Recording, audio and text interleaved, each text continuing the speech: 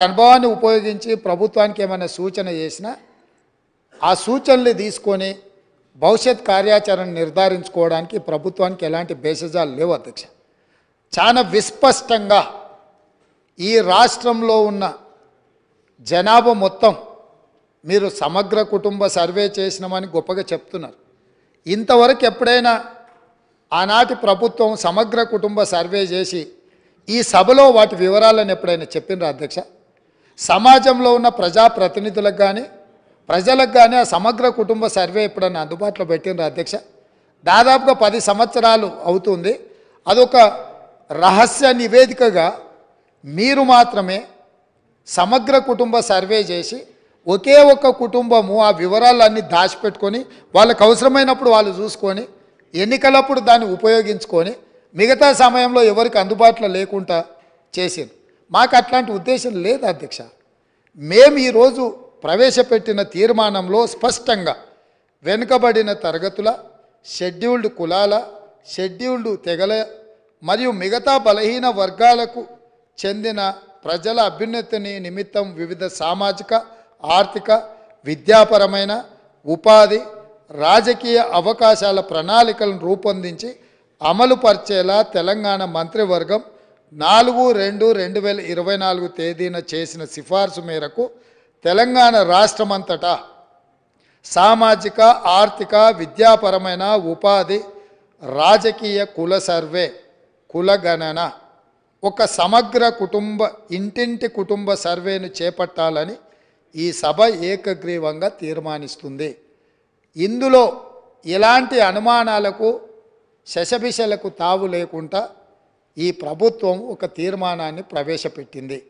ఈ తీర్మానాన్ని మీరు అర్థం చేసుకొని మీకున్న అవగాహన మేరకు, మీకున్న అనుభవం మేరకు మీరు ఇంకేమైనా ఇది అమలు చేసే క్రమంలో ఏదైనా న్యాయపరమైన, చట్టపరమైన చిక్కులు వచ్చే అవకాశం ఉందని మీకు ఏదైనా అనుమానం ఉంటే మీ అనుమానాలతో పాటు దీన్ని అమలు చేయడానికి సూచనలు ఇవ్వండి.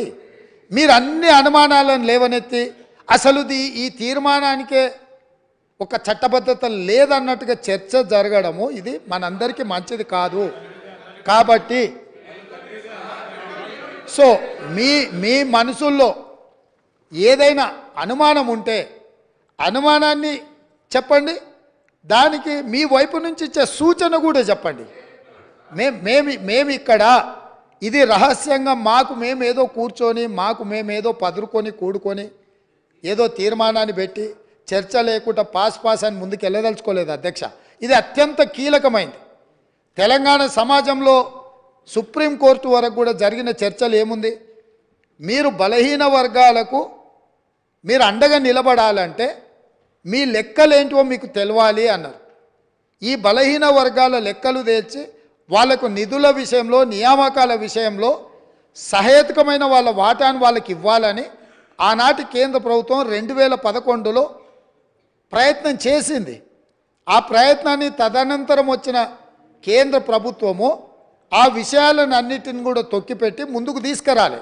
1931 తర్వాత మళ్ళీ మా ప్రభుత్వమే, యూపీఏ ప్రభుత్వమే, శ్రీమతి సోనియా గాంధీ గారు చైర్పర్సన్గా ఉన్న యూపీఏ 2లో 2011లో ఆనాడు ఈ పూర్తి వివరాలను కేంద్ర ప్రభుత్వమే చేపట్టింది అధ్యక్ష. ఆ నివేదికలను బయట పెట్టకుండా తర్వాత వచ్చిన నరేంద్ర మోడీ గారి ప్రభుత్వం అడ్డుకున్నది. 10 సంవత్సరాలు ఆ ప్రభుత్వం అడ్డుకున్నది. 10 సంవత్సరాలు గత ప్రభుత్వం సమగ్ర కుటుంబ సర్వే చేసి వివరాలు బయట పెట్టకుండా ఈరోజు ఆ వివరాలను కూడా దాచిపెట్టారు. అందుకే ఈరోజు మేము స్పష్టంగా, ఎందుకంటే 1% ఉన్నోళ్లకు డెఫినెట్గా బాధ ఉంటుంది. ఎందుకంటే మేము 1% రాష్ట్రాన్ని అంతా మా చేతులనే గుప్పిట్లో పెట్టుకున్నాం.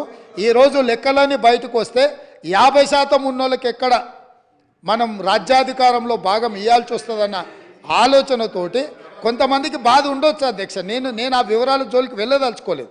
ఇప్పటికైనా ప్రధాన ప్రతిపక్ష నాయకుడు వారు వచ్చి, ఒకవేళ వారు రాకపోయినా వారిని ఎవరినైతే చేయాలనుకున్నారో వారు మాట్లాడకుండా పక్క నుంచి నకలు చిట్టీలు అందించి పెద్దలు కడియం శ్రీహరి గారిని కూడా తప్పుదో పట్టించే ప్రయత్నం చేస్తారు.